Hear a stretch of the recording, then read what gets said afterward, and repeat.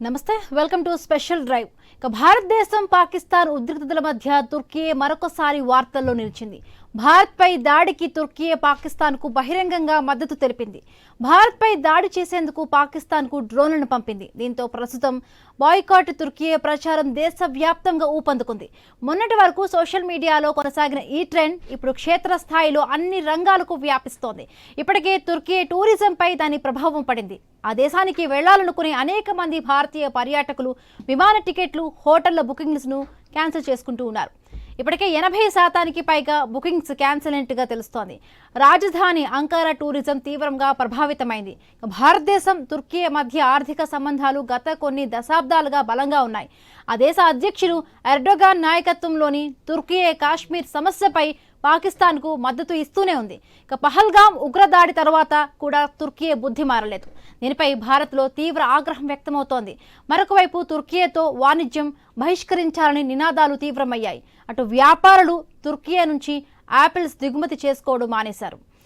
ఇక ఇవే అంశాలపై దేశవ్యాప్తంగా కూడా బాయ్కాట్ తుర్కీ ప్రచారం జరుగుతోంది. ఈ నేపథ్యంలోనే చాలా వరకు కూడా టర్కీ టూరిజం పైన భారీగా కూడా అక్కడ ఎఫెక్ట్ పడినట్టుగా తెలుస్తోంది. దీనిపై మనం మాట్లాడే ప్రయత్నం చేద్దాం. మనతో పాటు జూమ్లో జాయిన్ అయ్యారు రాజకీయ విశ్లేషకులు బండారు రామ్మోహన్ రావు గారు. నమస్తే అండి రామ్మోహన్ రావు గారు. రైట్, ఆపరేషన్ సింధూర్ సమయంలో పాకిస్తాన్కు మద్దతుగా ఉంది తుర్కీ. సో ఆ డ్రోన్లను పంపించడమే కాకుండా దేశ ఆర్మీకి కొంచెం హెల్ప్ చేయడానికి అక్కడ ఆఫీసర్స్ని కూడా పంపించారు, వాళ్ళని ట్రైన్ చేశారు. సో ఈ నేపథ్యంలో బ్యాన్ తుర్కీ హ్యాష్ ట్యాగ్లు సోషల్ మీడియాలో చాలా ట్రెండ్ అవుతూ ఉన్నాయి. ఇప్పటికీ చాలా వరకు ట్రావెలింగ్ బుకింగ్స్ అన్నీ కూడా విమానానికి సంబంధించి అన్ని బుకింగ్స్ అన్ని రద్దు చేసుకున్నారు. అటు పూణే వ్యాపారస్తులు కూడా చాలా వరకు అక్కడ నుంచి మాకేమీ వద్దు, ఆపిల్స్ని కూడా మేము దిగుమతి చేసుకోమంటూ కూడా స్వచ్ఛందంగా వారు నిరసన తెలుపుతూ ఉన్నారు. సో మనం ఎప్పుడూ కూడా టర్కీకి చాలా వరకు మనం సహాయం చేస్తాం. భూకంపం వచ్చిన ప్రతిసారి కూడా మనమే ముందుండి వాళ్ళకి సహాయం చేస్తాం. బట్ సహాయానికి ప్రతిఫలంగా వాళ్ళు మనకి దెబ్బతీస్తూనే ఉన్నారు. సో ఈ విషయాలపై మనం డిస్కస్ చేద్దాం రామ్మోహన్ రావు గారు. సో నెక్స్ట్ ఏంటి, వాణిజ్యం పైన బాగా బలంగా కూడా ఎఫెక్ట్ పడినట్టుగా తెలుస్తోంది. సో ముందు పరిణామాలు ఏ విధంగా ఉండవచ్చు? గోవింద్ గారు, మీకు ఐనిస్ ప్రేక్షకులకు నమస్కారం. అంటే అపకారికి ఉపకారం నెపమెన్నకు చేయవాడే నేర్పరు సుమతి అన్నారు. సుమతి శతకారుడు అంత అద్భుతంగా ఆలోచించి రాశారు.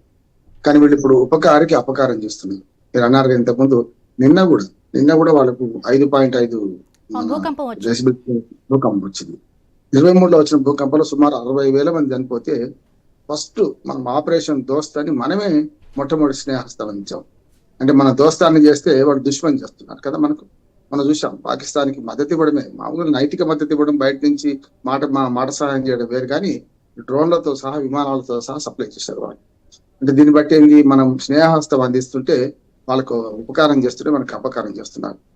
ఎప్పుడైనా హిమబిందు గారు, మనం ఎప్పుడైనా ఏదైనా శత్రువుకు నష్టం చేయాలంటే భౌతిక యుద్ధాల కంటే, సైనిక యుద్ధాల కంటే ఆర్థిక యుద్ధం చేయాలంటున్నాం. అందుకనే మన భారతదేశం అంతా ట్రేడ్ యూనియన్ కానీ, మనకు ట్రేడ్ అసోసియేషన్స్ కానీ, అట్లాగే మనకు ప్రభుత్వాలు కానీ, ముఖ్యంగా రైతులు కానీ ఇవాళ అక్కడి నుంచి దిగుమతులు చేసుకోవద్దు అని తీర్మానం చేసుకుంటున్నాం. ఇవాళ కూడా ఒక మీటింగ్ జరుగుతుంది.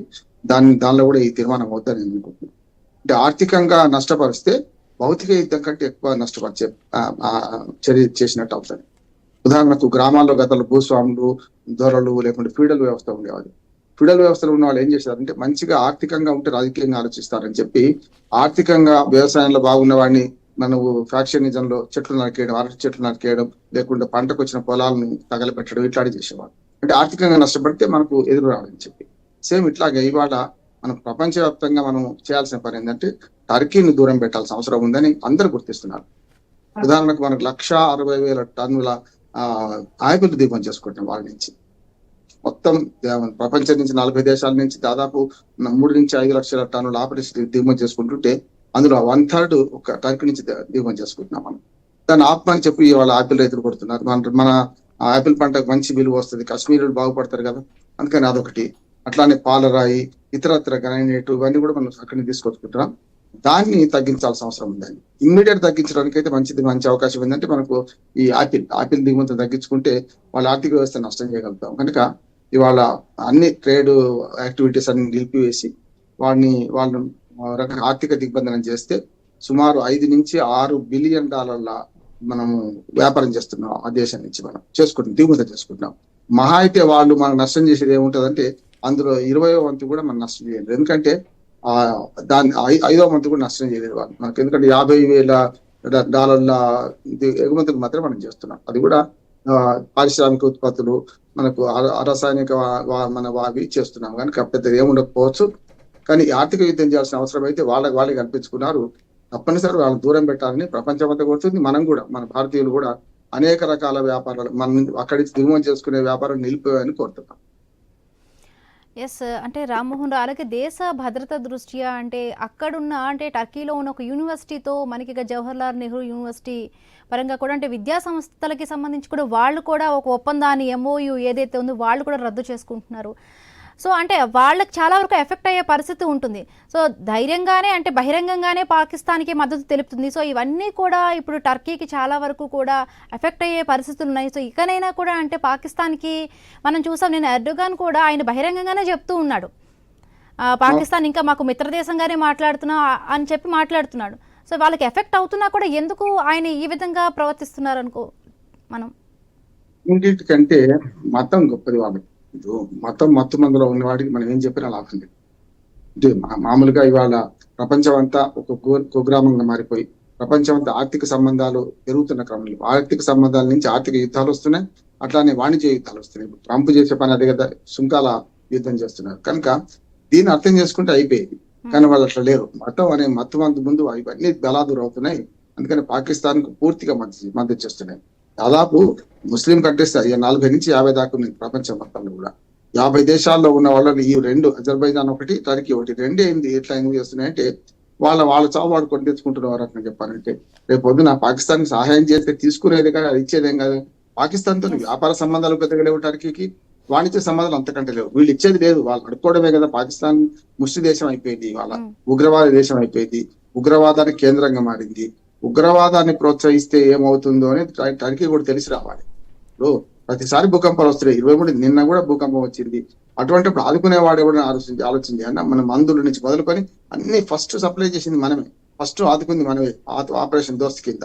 కానీ వాళ్ళ ఆ పని చేస్తున్నారంటే ద్రోహం చేస్తున్నారు కదా మనకు. వాళ్ళ ద్వారా అనుభవిస్తారు. కాకపోతే టైం వచ్చింది, ఇప్పుడు వాళ్ళకి టైం వచ్చింది కనుక వాళ్ళు పాకిస్తాన్ సప్లై చేయగలిగారు. వాటిని మనం టర్కీ డ్రోన్ అనేది 400 నుంచి 500 డ్రోన్లను మనం పూర్తిగా నేను చేయగలిగాం.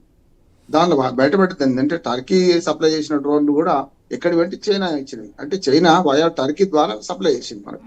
ఓ మాట కూడా ఈ మధ్య రష్యా అంటుంది ఏంటంటే చైనాను దూరం చేయడానికి, అమెరికా చైనా పోరాటంలో భారతదేశాన్ని దూరం చేయడానికి కొన్ని దేశాలు ప్రయత్నం చేస్తున్నాయని. నేను సోవియట్ రష్యా నాయకత్వాన్ని కూడా కోరుతున్నాను, మీరు ఒక యుద్ధం చేస్తున్నారు, భౌతిక యుద్ధం, మీకు తెలుసు యుద్ధం అది ఏమవుతుందో. మేము యుద్ధం వద్దు, శాంతి కోరుకుంటున్నాం.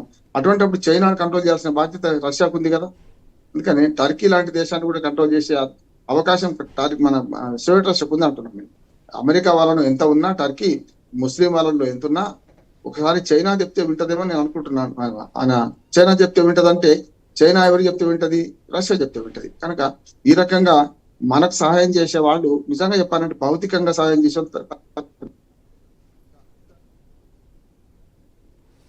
ఒక రష్యానే మనకు మంచి మిగతా వాళ్ళందరూ కూడా మాట సహాయం చేస్తున్నారు కానీ చేతుల సహాయం చేయడం లేదు. అయినా సరే ఎవరి సహాయం అవసరం లేదు. మన పనిలో జోక్యం చేసుకోకపోతే మనమే టర్కీని కంట్రోల్ చేయగలుగుతాము. నేను చెప్పాను కదమ్మా ఏమైంది గారు, ఇవాళ 3 లక్షల టన్నుల నుంచి 6 లక్షల టన్నుల ఐపీఎల్ దిగుమతుల్లో వాళ్ళే 1,60,000 టన్నులు మనం పండించుకుంటాం. మన రైతులకు మహా అయితే 10 రూపాయలు ఎక్కువ. ఎస్, రామ్మోహన్ రావు గారు, అంటే ఇప్పుడు చైనా కూడా గాల్వాన్లో అంటే ఆ సరిహద్దుల్లో కూడా మనపై అటాక్స్ చేసినప్పుడు చాలా వరకు బాయ్కట్ చైనా అనే విధంగా కూడా హ్యాష్ట్యాగులు ట్రెండ్ అయ్యాయి. చాలామంది చైనా ఉత్పత్తులపై నిషేధం విధించారు. బాల్కనీస్ నుంచి చైనా వస్తువులు, టీవీస్ అన్ని పడేసిన పరిస్థితి ఉంది. సో ఆ ఎఫెక్ట్ ఉన్నప్పుడు జరిగింది. సో ఇది అంటే ఎంతవరకు ఈ దేశభక్తి అనేది కంటిన్యూ అవుతుంది నిజంగా? అంటే ఒక్క మనుషులకే మనకే ఈ దేశభక్తి ఉండాలా? అంటే కార్పొరేట్ వ్యవస్థలకి, కంపెనీలకి అసలు దేశభక్తి వాళ్ళకు కూడా ఉండాలా? మనకొక్కరికే ఉంటే సరిపోదు కదా, వాళ్ళకు కూడా ఉండాలి కదా. హిమబిందు గారు, ఎప్పుడైనా సరే సట్టు ఉంటే చుట్టాలనే సామెత. అంటే మన దగ్గర డబ్బు ఉన్నప్పుడే ఎవరైనా వస్తారు పక్క నుంచి, మనతో అవసరం ఉన్నప్పుడే బయట పడుస్తారు. అందుకని నేనేమంటున్నానంటే ఈ పరస్పర అవసరాలే నిర్ణయిస్తాయి. అంటే మానవ సంబంధాలని ఆర్థిక సంబంధాలు అనే కార్ల్ మార్క్స్ మనం అర్థం చేసుకోవాలి. ఇవాళ ప్రపంచ సంబంధాలను ఆర్థిక సంబంధాలు మిగతా అన్ని కూడా పక్కన పెట్టే కనుక ఈ ఆర్థిక సంబంధాల విషయంలో మనం కటువుగా ఉంటే తప్పనిసరి దిగి వస్తాయి దేశాలు అంటున్నారు. మీరు అనే దేశభక్తి అంటారా, కొద్ది ఊపు ఉంటది, ఆ ఉప్పెనలాగా వస్తది. దేశభక్తి ఎక్కడ పోదు, గుండెల్లో ఉంటది. కానీ అవసరమైనప్పుడే ప్రదర్శించాల్సిన అవసరం ఉంది అంటున్నాను. అందుకని మీరు అనేది చాలా కరెక్ట్. అంతకుముందు చైనా ఉత్పత్తులు కూడా మనం బహిష్కరించినాం. కానీ మనం తయారు చేసుకోవాలి కదా.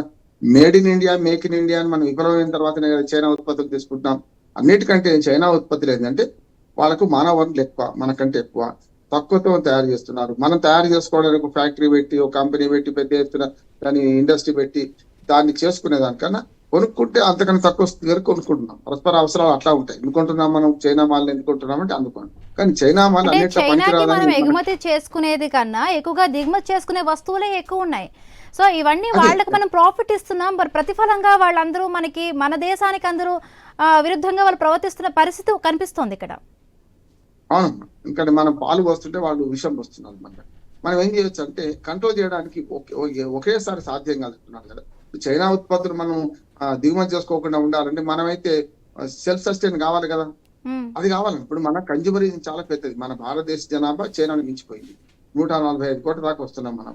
అటువంటి అప్పుడు మన అవసరాలు కూడా పెరుగుతుంటాయి. ఈ అవసరాలకు తగ్గట్టు make in India, made in India నినాదంగా మిగిలిపోయింది తప్ప అది పూర్తి సాకారం చేసుకోలేదు. కొంతవరకు మోడీ గారు ప్రయత్నం చేసింది, కాదంటలేదు నేను. కానీ అది సాకారం చేసుకోవాలంటే మనకున్న అవరోధాలు మనకున్నాయి, కాదంటలేదు.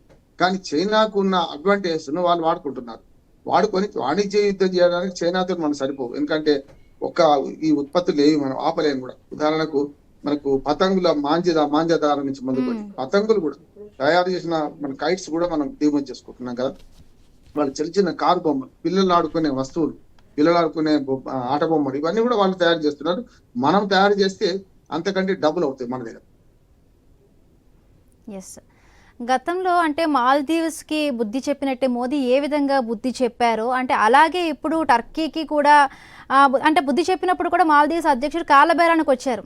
సో ఇప్పుడు మనం టర్కీకి నిషేధం విధిస్తున్నాం, చాలా వరకు అన్ని bans hash tag social media trend అవుతుంది, అన్ని టూరిజం అన్ని విధంగా మనం కట్టడి చేస్తున్నాం. సో వాళ్ళు కూడా దిగి వచ్చే పరిస్థితి ఉంటుందా?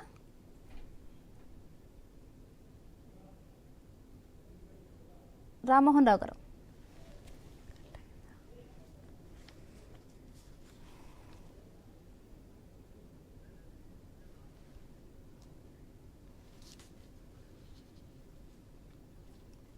రైట్, చిన్న బ్రేక్ తీసుకుందాం. బ్రేక్ తర్వాత డిస్కషన్ కంటిన్యూ అవుతుంది.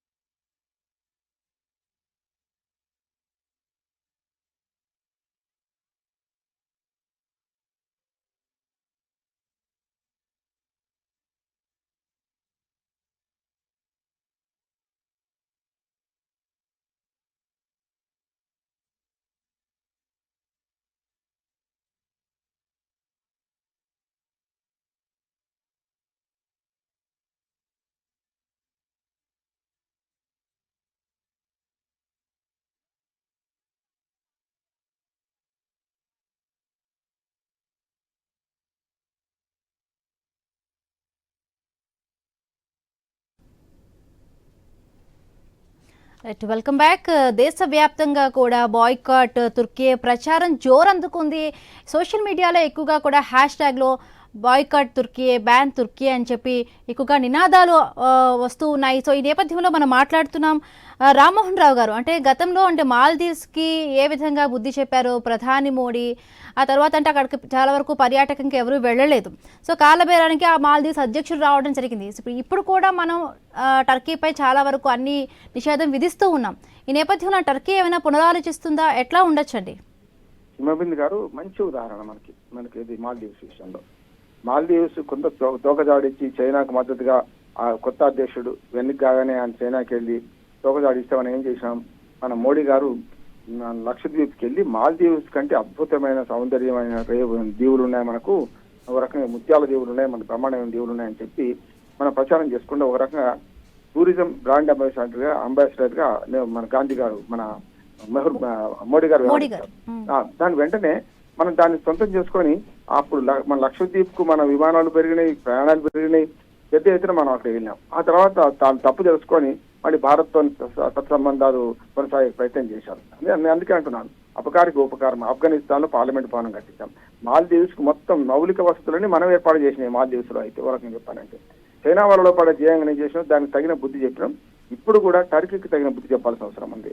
వరకు చెప్పాలంటే పోయిన ఫైనాన్షియల్ ఇయర్ కు మనం ఒకసారి టర్కీతో వాణిజ్య వ్యాపార సంబంధాలు చూస్తే మనకు పోయిన ఫైనాన్షియల్ ఇయర్ కంటే మనం ఈసారి 2.84 విలువైన వస్తువులను మనం రవాణా చేసుకున్నాం. ఒక రకంగా చెప్పండి, మనం 17.25% తగ్గుదల పోయిన సంవత్సరానికి 24-25 ఫైనాన్షియల్ ఇయర్ కు 25-26 ఫైనాన్షియల్ ఇయర్ కు మన తేడా స్పష్టంగా కనపడుతుంది. ఒక రకంగా ఫైనాన్షియల్ మిగులు కూడా మనకు $2.37 బిలియన్ దిగుమతుల్లో మనం చేసుకున్నాం.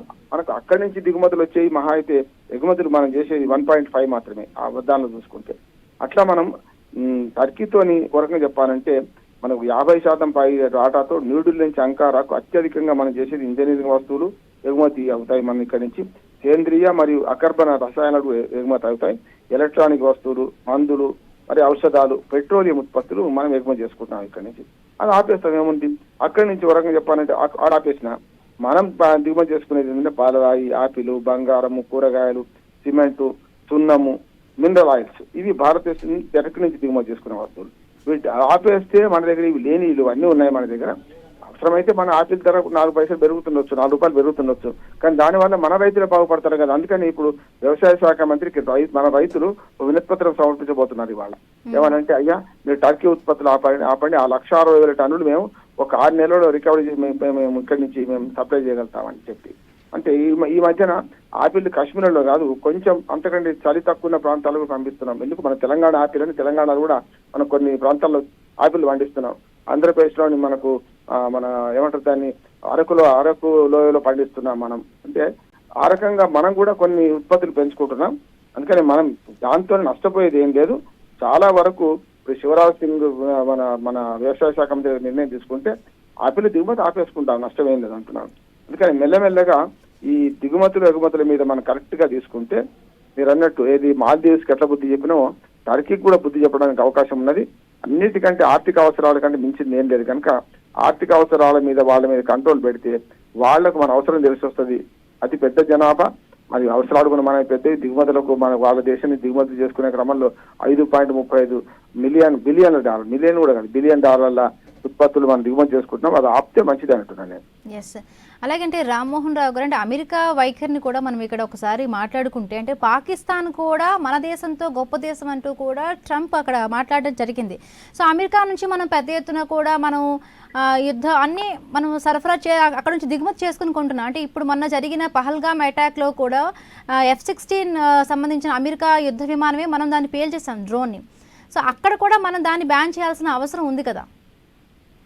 ఇప్పుడు అమెరికా అధ్యక్షుడు నిన్న దాకా అనవసర ప్రలాపనలు చేస్తున్నాడు. నిన్న కూడా ఏం మాట్లాడాడు, మొన్ననేమో మొత్తం మధ్యవర్తితో నేర్పాను అయిపోయింది అన్నాడా.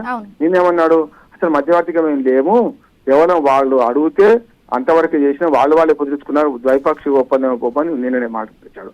అంటే నేను చెప్పాను కదమ్మా హిమవత్ గారు, మనకు పాలకు అమెరికా అధ్యక్షుడు ట్రంప్కి ఏం తేడా లేదు. కాకపోతే దుర్మార్గం ఏంటంటే మన ట్రంప్ ఏమో అమెరికా అధ్యక్షుడు అయిపోయిండు, దాన్ని ఏం చేయలేం కదా. ఒక అగ్రరాజ్యానికి అధ్యక్షుడు ఉన్నప్పుడు ఆయన ఏ మాట అయినా విలువైంది అవుతుంది, కానీ మాట్లాడేవాడు విలువ లేని వాడు మాట్లాడుతున్నాడు, అందుకని వస్తుంది. మీరు అన్నట్టు మన భారతదేశానికి మన నైపుణ్య అభివృద్ధి వాళ్ళకి అవసరం. మన ఇప్పుడు ఖచ్చితంగా వాళ్ళ సాఫ్ట్వేర్ కంపెనీలు నడుస్తున్నాయంటే నైపుణ్యం వాళ్ళకి అవసరం. అన్నిటికంటే దుర్మార్గం, నిన్న ఇంకొక పని చేశాడు మోడీ ట్రంప్. ఏం చేసిందంటే నిన్న ఆపిల్ మన సెల్ కంపెనీ వాళ్ళది యూనిట్ మన ఇండియాలో పెడతా అంటే వద్దంటున్నాడు ఆయన. వద్దని బెదిరించాడు వాళ్ళు పిలిపించి. మరి వాడు వినలేదు, మేము అక్కడనే పెడతామని. ఎందుకు పెడతారు? ఇక్కడ పెడితే ఉత్పత్తి ఖర్చు తక్కువ అవుతుంది. అమెరికాలో సుంకాలు వాటి చూసుకుంటే ఇక్కడికి వచ్చే కల్లా సుంకాలు పెంచారు అనుకోండి, అప్పుడు ఆటోమేటిక్ గా మాటికి వీళ్ళు ఏమంటున్నారంటే ఇండియాలో తయారు చేసుకుంటే మీ సుంకాలు ఉండవు కదా, మేడ్ ఇన్ ఇండియా ఉంటుంది కదా, ఆపిల్ కంపెనీ కావచ్చు. కనుక ఈ కంపెనీ ఇక్కడ పెట్టడం వల్ల కొన్ని లక్షల డాలర్లు నష్టం అవుతాయి అని చెప్పేసి. రామ్మోహన్ రావు గారు, అంటే సమయం తక్కువగా ఉంది, ఫైనల్ గా చెప్పండి, ముందు అంటే వాణిజ్య సంబంధాలు ఎలా ఉండబోతుంది? భారత్ ఇంకెంత కఠినంగా వ్యవహరించాలి? ఇది మంచి పద్ధతి అంటున్నాను. ఆర్థిక దిగ్బంధనం చేయడం సరికి ఒకదాంతోనే కాదు, అవసరమైతే అమెరికాతో ఢీకొనాల్సిందే. ఇప్పటికే మోడీ గారు పరోక్ష సంకేతం ఇచ్చారు, పరోక్షంగా హెచ్చరించారు కూడా అమెరికాని. మీ మధ్యవర్తిత్వం అవసరం లేదన్నారు, మీ దిగుమతులు కూడా ఆపేస్తామన్నారు. ఏమైనా సరే దీనిలో కన్జ్యూమరిజం, ప్రజలు మన వైపు ఉన్నారు, మన కన్జ్యూమర్లు మన వైపు ఉన్నారు. మన దేశంలో వస్తు వినిమయ సంస్కృతి ఎక్కువ, మధ్యతరగతి వాళ్ళు ఎక్కువ ఉన్నారు. కనుక ఈ దేశాలు దిగుబడి రావడానికి ఎక్కువ అవకాశాలు. నేను మన నష్టం కాదు, మన లాభం అవుతా అంటున్నాను. Right, thank you so much అండి బండారు రామ్మోహన్